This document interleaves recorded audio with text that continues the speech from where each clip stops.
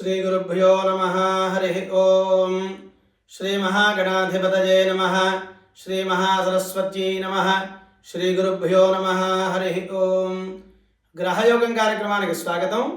గ్రహయోగ కార్యక్రమంలో భాగంగా 2025వ సంవత్సరం జూలై మాసంలో ఏ రాశి వారికి ఎలా ఉండబోతుంది, ద్వాదశ రాశుల వారికి ఈ నెలలో ఎలా ఉండబోతుంది అనేటువంటి దాని గురించి మనం ముఖ్యంగా తెలుసుకుందాం. ముందుగా జూలై నెలలో ఏ రాశిలో గ్రహ సంచారం ఉంది అని చూసుకున్నట్టయితే ముందుగా వృషభ రాశిలో శుక్రుడు, మిథున రాశిలో రవి గురువుల యొక్క కలయిక, సింహ రాశిలో కుజ చంద్ర కేతువుల యొక్క కలయిక, అదే రకంగా కుంభరాశిలో రాహువు, మీన రాశిలో శని. ఇది ఈ మాసం యొక్క గ్రహ సంచారం. అదే రకంగా ఈ మాసంలో ఉండేటువంటి విశేష పర్వదినములు. ముందుగా ఆషాఢ మాసం కావడం వలన మొదటిగా జూలై నెల 6వ తేదీ మనం ముఖ్యమైనటువంటి పండుగగా ప్రసిద్ధి చెందుతూ ఉంది. దీన్నే తొలి ఏకాదశి అంటాం. ఈ ఏకాదశితోనే మనకు పండుగలు ప్రారంభమవుతాయి. కాబట్టి ఆషాఢ మాసంలో వచ్చేటువంటి శుద్ధ పక్షంలో వచ్చేటువంటి తొలి ఏకాదశి. కాబట్టి ఏకాదశి రోజున చక్కగా విష్ణు సహస్రనామ పారాయణ చేసుకోండి, విష్ణు ఆరాధన చేయండి. అవకాశం ఉన్నటువంటి వాళ్ళు చక్కగా ఏదైనా ఒక శివాలయంకు వెళ్ళి ఈశ్వరుని అర్చించండి, శుభం చేకూరుతుంది. అదే రకంగా ఈ జూలై మాసంలో విశేషమైనటువంటి పర్వదినలు ఇంకా ఏమున్నాయని చూసుకున్నట్టయితే ముందుగా 12వ తేదీన గురుమోఢ్యమి వెళ్ళిపోతూ ఉంది. ఆషాఢ మాసం అయిన తర్వాత ఈ యొక్క జూలై నెలలో 12వ తేదీన గురుమూఢం అంత్యమైపోతుంది. మన గురుమూఢం అంతా కూడా జరుగుతూ ఉండింది ఎన్ని రోజులు కూడా. ఇప్పుడు గురుమౌఢ్యం పూర్తవుతుంది. తరువాత 29వ తేదీ గరుడ పంచమి అంటాం. చక్కగా మనకు నాగుల పంచమి లాగానే 29వ తేదీ చాలా ప్రసిద్ధి చెందింది. దీన్ని గరుడ పంచమి అంటాం. ఈ రోజున ఏవైతే మనం ₹1 దానం చేసినా 1000 రూపాయల ఫలితం వస్తుంది. కాబట్టి గరుడ పంచమి రోజున చాలామంది గోదానాలు చేస్తూ ఉంటారు. విశేషమైనటువంటి పుణ్యలోకాలకు వెళ్ళడం కోసం చక్కగా గరుడ పంచమి రోజున గోదానం చేస్తూ ఉంటారు. గోదానం చేయలేనటువంటి వాళ్ళు ఎలాంటి దానం చేసినా చక్కటి యోగం లభించి వారి యొక్క జాతకంలో దోషాలు ఏమన్నా ఉన్నట్టయితే తొలగి చక్కగా సౌఖ్యాన్ని పొందుతారు. అదే రకంగా ఆగస్టు మాసంలో ఈ యొక్క ఆగస్టు మాసం అంతా కూడా జూలై 25 నుంచి శ్రావణ మాసం ప్రారంభమై ఆగస్టు 24 వరకు కూడా శ్రావణ మాసం ఉంటుంది. కాబట్టి ఈ జూలై నెలలో 25వ తేదీన శ్రావణ మాస ప్రారంభము, 29వ తేదీన గరుడ పంచమి, శ్రావణ మంగళగౌరి వ్రతము మొదటి వారం ప్రారంభమవుతుంది. కాబట్టి మంగళగౌరి వ్రతాలు ఎవరైనా సరే ప్రారంభించేటువంటి వాళ్ళు ఈ యొక్క జూలై నెలలో 29వ తేదీన మంగళగౌరి వ్రతాన్ని ప్రారంభించవచ్చు. ముందుగా ఈ మాసంలో ఉండేటువంటి విశేష పర్వదినములు ఏమిటి అని అనుకుంటే ముందుగా ఆషాఢ మాసంలో వచ్చేటువంటి 6వ తేదీన తొలి ఏకాదశి, 12వ తేదీ గురుమౌఢ్యమి సంపూర్ణంగా పోతుంది, 29వ తేదీన గరుడ పంచమి, మంగళగౌరి వ్రతము, 25న శ్రావణ మాస ప్రారంభము. ఇది ఈ మాసంలో ఉండేటువంటి విశేష పర్వదినములు. ముందుగా ద్వాదశ రాశుల యొక్క ఫలితాన్ని గురించి మనం ఇప్పుడు చూసుకుందాం. ఈ మాసంలో మేషరాశి వారికి ఎలా ఉండబోతుంది అని చూసుకున్నట్టయితే ముందుగా ఈ మాసంలో మేషరాశి వారికి కొంత ఆర్థిక ఇబ్బందులు ఎదురయ్యేటువంటి అవకాశం ఉంటుంది. బాగా పై వాళ్ళ వల్ల ఉద్యోగస్తులకి బాగా ఒత్తిళ్లు అధికంగా ఉండేటువంటి అవకాశం ఉంటుంది. దూర ప్రయాణాలకి ప్రయాణం చేసేటువంటి అవకాశం లభిస్తూ ఉంది. ఇద్దరి మధ్యలో భార్యాభర్తలు ఎవరైతే వైవాహిక జీవితంలో ఉంటారో వారిద్దరి మధ్యలో కొంత చిన్న చిన్న తగాదాల వల్ల కొంత ఇబ్బందులు వచ్చేటువంటి అవకాశం మనకు స్పష్టంగా గోచరిస్తూ ఉంది. రాజకీయ నాయకులకు కూడా పై వాళ్ళ ఒత్తిళ్ల వల్ల మేషరాశి వారికి ఈ మాసం అంతా చాలా మానసికమైనటువంటి ఇబ్బందులు అనుభవించేటువంటి యోగం స్పష్టంగా గోచరిస్తుంది. కాబట్టి మేషరాశి వారు ఈ మాసం కొంత జాగ్రత్త వహించి సంయమనం పాటించడం మంచిది. అధికంగా మాట్లాడకుండా ఉండడం, భార్యాభర్తల మధ్యలో ఏదైనా సరే చిన్న చిన్న తగాదాలు వచ్చి తద్వారా దూరం అయ్యేటువంటి అవకాశాలు ఉండడం వల్ల కొంత సంయమనం పాటిస్తూ ఇద్దరి మధ్యలో మాటా పెరగకుండా చూసుకోవడం ఉండటం వల్ల శుభం జరుగుతుంది.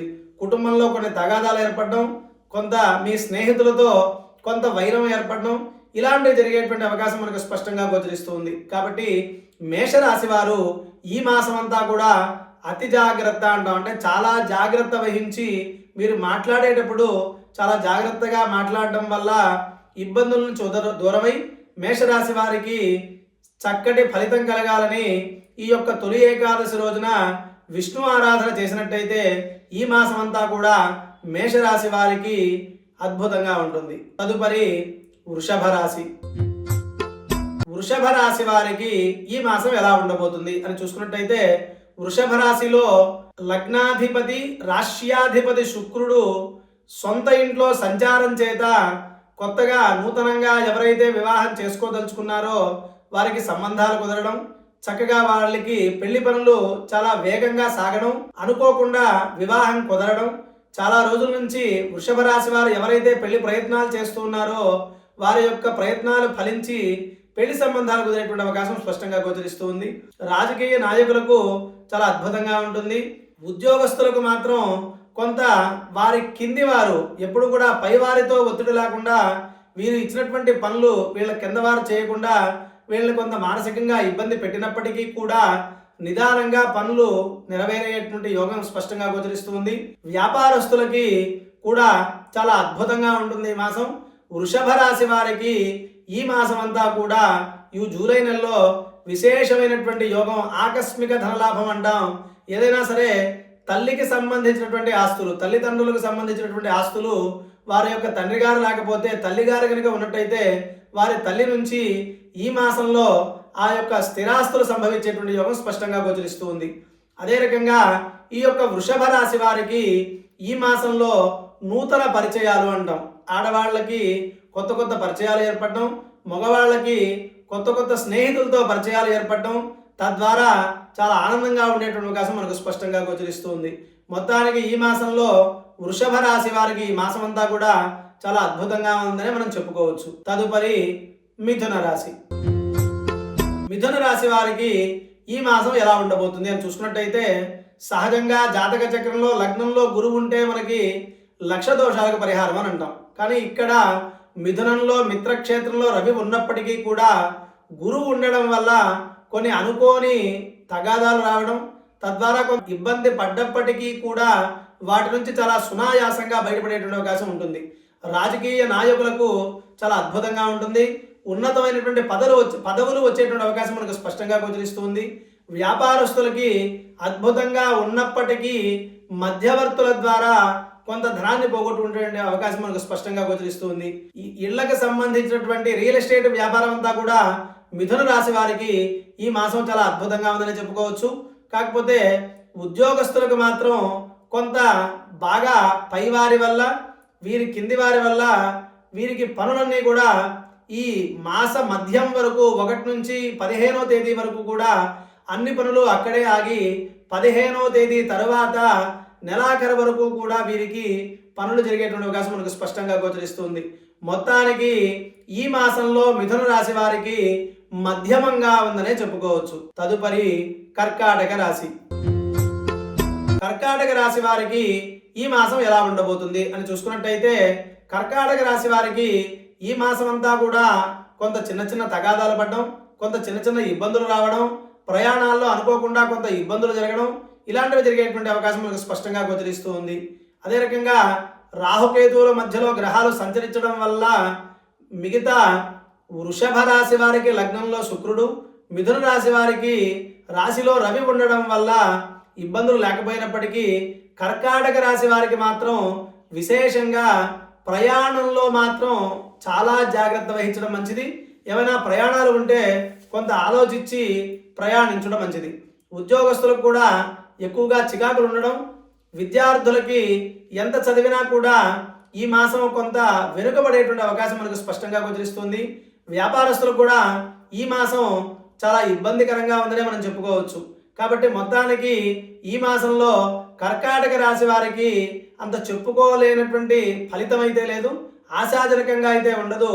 కాబట్టి కొంత కర్కాటక రాశి వారు జాగ్రత్త వహించి రేపు మనకు వచ్చేటువంటి ఆషాఢ శుద్ధ ఏకాదశి, తొలి ఏకాదశి అంటాం 6వ తేదీ, ఆ రోజున విష్ణు ఆరాధన కానీ ఈశ్వర ఆరాధన కానీ చేసినట్టయితే ఈ మాసం అంతా కూడా చక్కటి విశేషమైనటువంటి యోగం లభించాలని మనం అనుకుంటూ, తదుపరి సింహరాశి. సింహరాశి వారికి ఈ మాసం ఎలా ఉండబోతుంది అని చూసుకున్నట్టయితే, సింహరాశి వారికి దీన్ని రాశిలో కేతువు, చంద్రుడు, కుజుడు కలిసి ఉండడం, కుజకేతువుల యొక్క స్తంభన అంటాం. ఈ యొక్క కుజకేతువులు చంద్రుడు కలవడం వల్ల మానసికంగా నలిగిపోవడం, అంతకుముందు ఏదైతే కోర్టులో వీరికి క్రితపూర్వం అంతకుముందు ఉండేటువంటి కోర్టు వ్యవహారాలు వీరికి వ్యతిరేకంగా రావడం, తద్వారా కొంత ఇబ్బంది పడడం, అదే రకంగా స్నేహితులతో విరోధం కలగడం, బంధువులతో విరోధం కలగడం, కొంత ఆర్థికంగా నష్టపోవడం, ఇలాంటివి జరిగేటువంటి అవకాశం మనకు స్పష్టంగా గోచరిస్తుంది. అదే రకంగా సింహరాశి ఉద్యోగస్తులకు కూడా అనవసరమైనటువంటి విషయాల్లో ఇరుక్కొని తద్వారా ఉద్యోగంలో కొంత పైవారి వల్ల కింది వారి వల్ల చాలా ఇబ్బందులు గురయ్యేటువంటి అవకాశం మనకు స్పష్టంగా గోచరిస్తుంది. రాజకీయ నాయకులకు వేరే వారు చేసినటువంటి పనుల చేత వీరి యొక్క పేరు ప్రతిష్టలు కొంత దెబ్బతిని బాగా ఇబ్బంది పడేటువంటి అవకాశం మనకు స్పష్టంగా గోచరిస్తుంది. కాబట్టి సింహరాశి వారు కాలసర్ప దోషంలో భాగంగా ముఖ్యంగా సింహరాశిలో కేతు ఉండడం వల్ల బాగా ఇబ్బందికరంగా ఉంది. కాబట్టి సింహరాశి వారు కొంత సంయమనం పాటించి కొంత జాగ్రత్త వహించడం మంచిది. నూతనంగా ఏదైనా పనులు ప్రారంభించే పని అయితే కొంత ఈ మాసం సింహరాశి వారు ఆగడం మంచిదని నా యొక్క అభిప్రాయం. మొత్తానికి ఈ మాసంలో సింహరాశి వారికి కూడా కొంత ఇబ్బందికరమైన వాతావరణం ఉండడం చేత మనకు వచ్చేటువంటి తొలి ఏకాదశి పర్వదినాన విష్ణు ఆరాధన కానీ శివారాధన కానీ చేసినట్టయితే శుభం జరుగుతుంది. తదుపరి కన్యారాశి. కన్యారాశి వారికి ఎలా ఉండబోతుందని చూసుకున్నట్టయితే, కన్యారాశి వారికి అంతకు ముందు నెల వరకు కూడా చాలా అద్భుతంగా ఉన్నప్పటికీ ఈ మాసంలో ఉండేటువంటి గ్రహస్థితి వల్ల కన్యారాశి నుంచి సప్తమ స్థానమైనటువంటి మీనరాశిలో ఉండేటువంటి శని భగవానుడు కన్యారాశిని చూస్తూ ఉండడం చేత అనుకోని ఆర్థిక ఇబ్బందులు రావడం, ఇంతవరకు ఎంత బాగా జరుగుతూ ఉండేటువంటి కన్యారాశి వ్యాపారస్తులకి అనుకోకుండా కొంత ఇబ్బంది జరిగి ఆర్థికంగా నష్టపోవడం, అదే రకంగా కన్యారాశి రాజకీయ నాయకులకి అనుకోకుండా కొన్ని గొడవలు కలిగి కొంత కోర్టుకు వెళ్ళేటువంటి అవకాశం మనకు స్పష్టంగా గోచరిస్తుంది. విద్యార్థులు ఎంత చదివినా కూడా వీరికి రానటువంటి క్వశ్చన్స్ ఏవైతే ఉంటాయో, రానటువంటి చదువు ఏదైతే ఉంటుందో అది బాగా ఇబ్బంది పడి కొంత డిప్రెషన్కి వెళ్ళేటువంటి అవకాశం ఉంటుంది. కాబట్టి కొంత సంయమనం పాటించి కన్యారాశి వారు అధికంగా కష్టపడాలి. మామూలుగా 1 గంట చదివేటువంటి వాళ్ళు 2-3 గంటలు చదవాల్సినటువంటి పరిస్థితి. వ్యాపారస్తులు మాత్రం ఎవరికి కూడా కొంత ఆదాయం ఉండేటువంటి వారికి ధనం ఇచ్చినా ఇబ్బంది లేదు, కానీ తెలియనటువంటి వాళ్ళకి కొత్తగా నమ్మి ఎవరికైనా ధనం ఇస్తే వారికి మాత్రం ఆర్థికంగా నష్టపోయేటువంటి అవకాశం ఉంటుంది. రాజకీయ నాయకులకు కూడా అంత యోగంగా అయితే ఈ మాసం ఉండదు. కాబట్టి కన్యారాశి వారు కొంత జాగ్రత్త వహించడం మంచిది. జాగ్రత్త వహించినప్పటికీ కూడా మిగతా గ్రహాల కారణంగా కొంత ఇబ్బంది పడేటువంటి అవకాశం మనకు స్పష్టంగా గోచరిస్తుంది. కాబట్టి కన్యారాశి వారు ఈ మాసం అనుకోకుండా వారి యొక్క అంతకుముందు సంపాదించినటువంటి సంపాదన వల్ల కొంతమంది యొక్క అధికమైనటువంటి గొడవల వల్ల ఖర్చు అయ్యేటువంటి అవకాశం మనకు స్పష్టంగా గోచరిస్తుంది. కాబట్టి కొంత మాట్లాడటం తగ్గించి ఈ మాసం మౌనం వహించడం వల్ల ఎలాంటి గొడవ జరగకుండా ఉండాలంటే, రేపు మనకి ఈ 6వ తేదీన తొలి ఏకాదశి పర్వదినాన చక్కగా కన్యారాశి వారు విష్ణు ఆరాధన చేయండి, లేదా ఈశ్వరుడికి చక్కగా అభిషేకం చేయించుకోండి.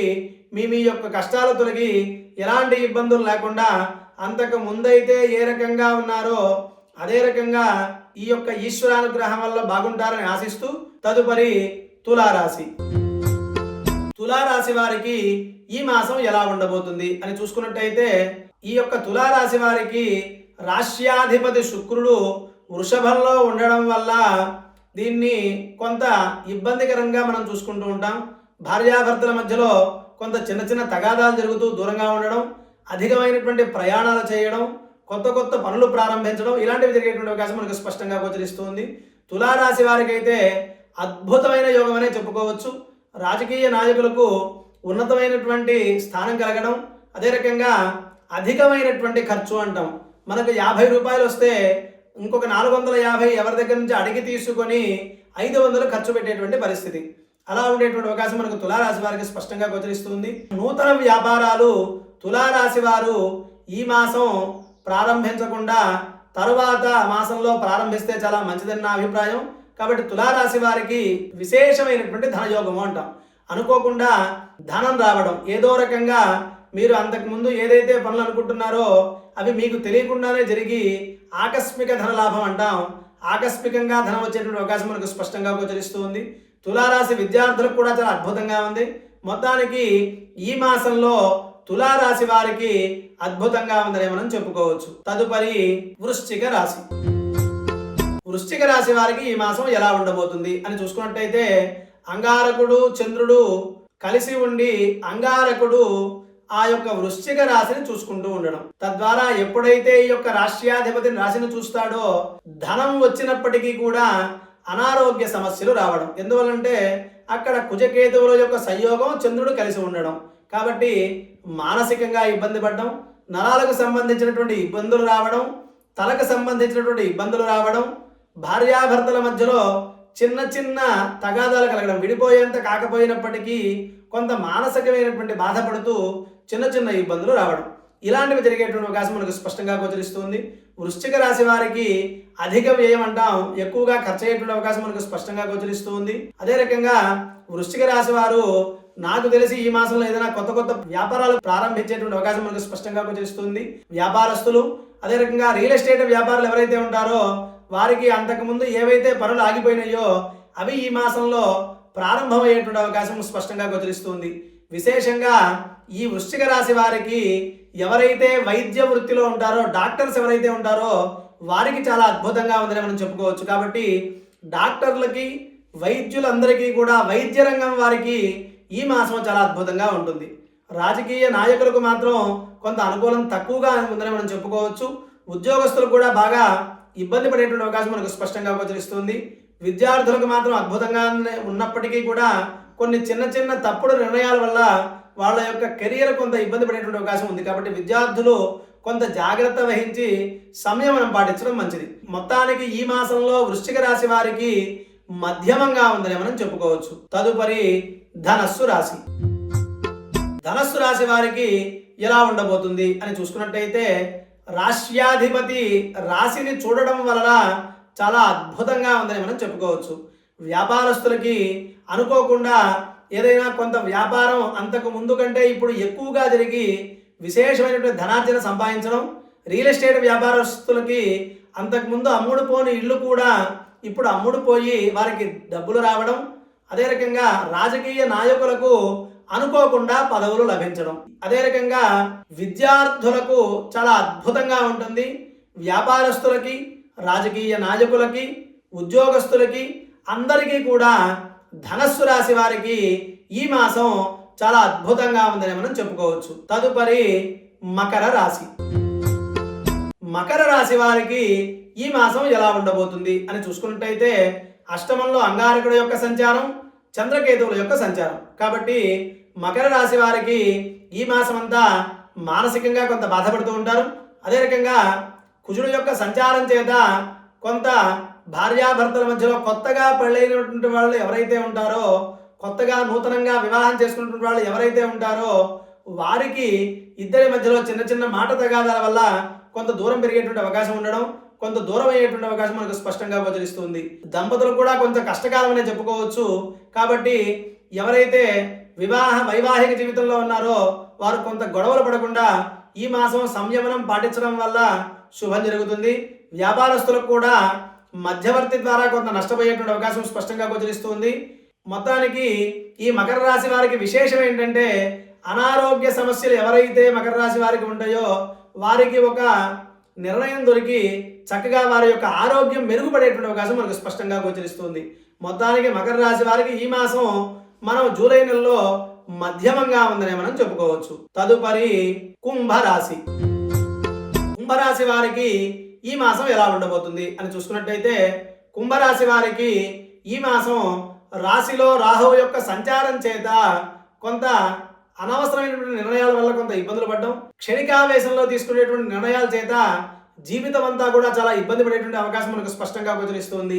వివాహ విషయంలో ఆచి తూచి అడుగు వేయడం మంచిది. నూతనంగా వివాహం చేసుకునేటువంటి కుంభరాశి వారు ఎవరైతే ఉన్నారో వారు కొంత బాగా ఆలోచించి అవతల వాళ్ళ గురించి తెలుసుకొని తర్వాత వివాహం ఖాయం చేసుకోవడం మంచిది. కాబట్టి వివాహ ప్రయత్నాలు చేసేటువంటి వారు కొంత జాగ్రత్త వహించండి.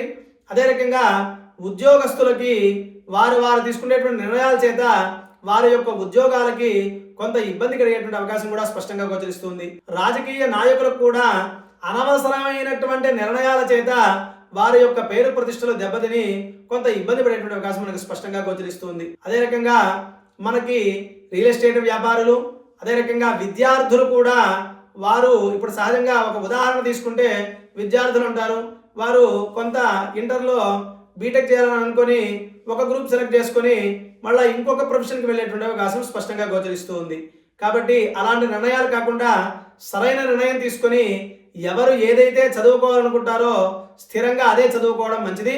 కాబట్టి డైవర్ట్ కాకుండా మీ యొక్క మానసిక స్థితిని పక్కకు మన యొక్క మనస్సుని పొనివ్వకుండా చదువు యందు లగ్నం చేసి చదివితే ఇబ్బంది ఏం లేదు.